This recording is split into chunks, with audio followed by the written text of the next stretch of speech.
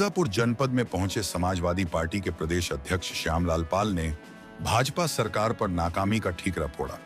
इसी के साथ तिरंगा यात्रा को भी नाकामी छिपाने का कारण बताया। लोहिया ट्रस्ट में पत्रकारों से बात करते हुए कहा कि किसान, महिलाएं, मजदूर घर से निकलकर सामाजिक राष्ट्र की स्थापना के लिए मजबूती से आगे आकर काम कर रहे हैं। 2027 में ढोंगी सरकार खत्म होगी, सपा की सरकार और अखिलेश यादव मुख्यमंत्री बनेंगे। पंचायत चुनाव में गठबंधन को लेकर कहा कि बाबा भीमराव अंबेडकर के संविधान को जो मानेगा, उनके साथ समाजवादी पार्टी का गठबंधन होगा।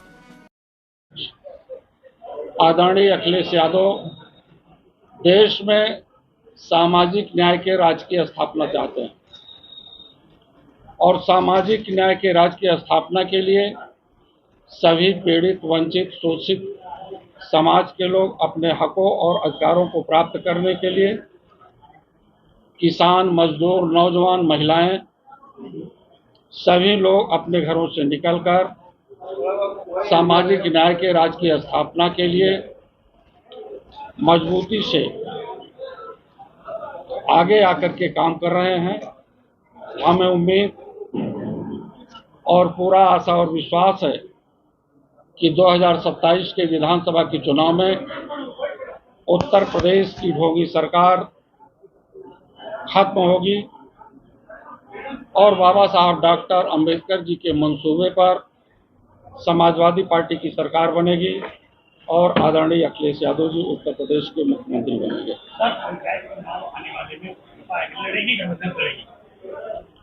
पंचायत का चुनाव गांव के विकास और तरक्की के लिए, नगरों के विकास के लिए है और इन्हीं पंचायत के चुनाव को लेकर के समाजवादी पार्टी के नेता धरती पुत्र मुलायम सिंह यादव जी ने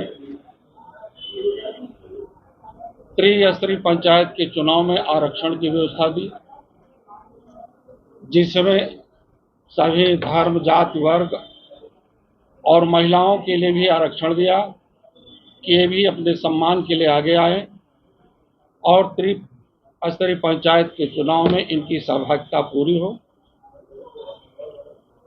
पर ये वर्तमान सरकार आरक्षण के साथ बराबर अनदेखी कर रही है और यहाँ तक कि जब भी ये पंचायत के चुनाव हुए हैं, इन सरकारों के दौरान हमारी महिलाएं अपने हकों को लेकर के जब किसी पद के लिए आवेदन करने के लिए ब्लॉक स्तर पर गई हैं, महाभारत में द्रौपदी की तरह भारतीय जनता पार्टी के अधिकारियों ने चीरहरण करवाया है, उन्हें अपमानित करवाने का काम किया गया है, लेकिन संविधान एक गवाही नहीं देता है। संविधान के अनुरूप नेताजी धरती पुत्र मुलायम सिंह यादव भाजपा नेताओं के अश्लील वीडियो वायरल हो रहे हैं, 2-3 अश्लील वीडियो वायरल हो रहे हैं, क्या कहेंगे? भारतीय जनता पार्टी कोई पार्टी नहीं है, कोई विचारधारा नहीं है, ये सांप्रदायिक लोग, ऐसे सांप्रदायिक लोग देश को बिगाड़ने के लिए किस स्तर पर उतारू हो जाएंगे, ये समाजवादी पार्टी के लोग नहीं जानते। जगह जगह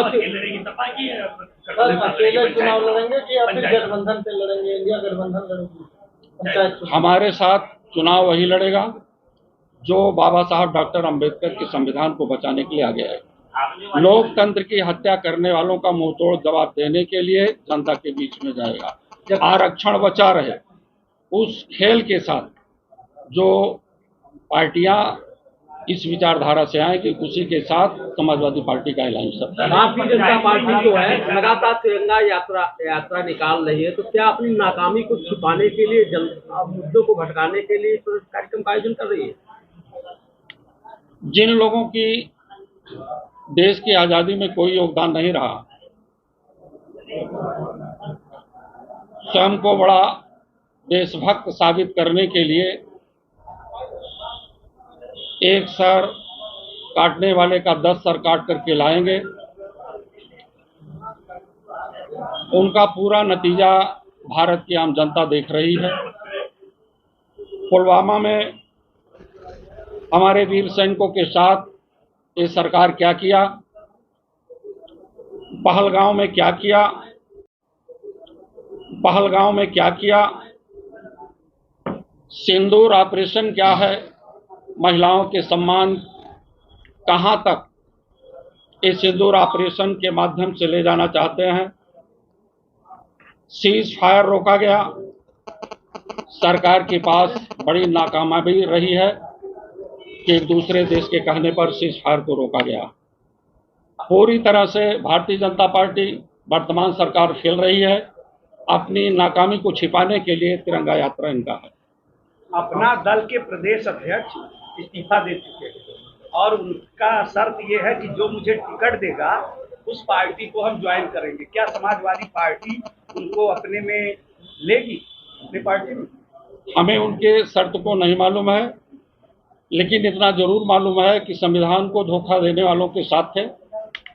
उनके समझ में आ गया है कि संविधान को धोखा देने वालों के साथ नहीं रहेंगे, संविधान के बचाने वालों के साथ रहेंगे। मोदी जी ये कहते हैं कि हमारे शरीर में सिंदूर, हमारे खून में सिंदूर दौड़ रहा है, इससे क्या कहना चाहते हैं? देश की जनता समझ चुकी है कि किनके मन में सिंदूर है, किनके मन में देशभक्ति है, किनके मन में राम भक्ति है।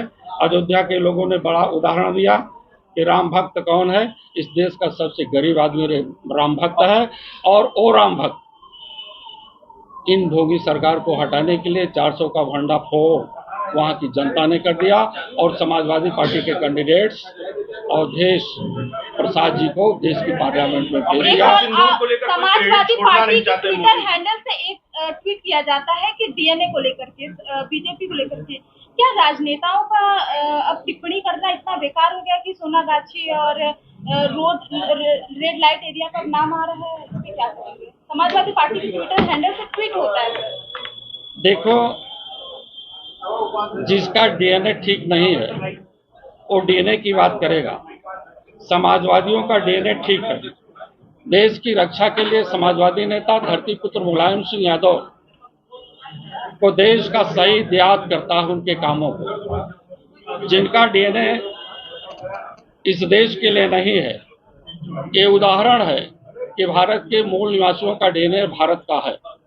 भारत से बाहर आने वालों और साथ ही साथ संविधान की अनदेखी करने वाले, लोकतंत्र की हत्या करने वाले और लोकतंत्र के गर्भ में जो सेंगोल का बीज बोया है, राजा रानी के पेट से पैदा होगा, ये निश्चित रूप से ऐसे सेंगोल वाले का डीएनए खराब है, और भारत का संविधान बचाने वालों का डीएनए शुद्ध और अच्छा है।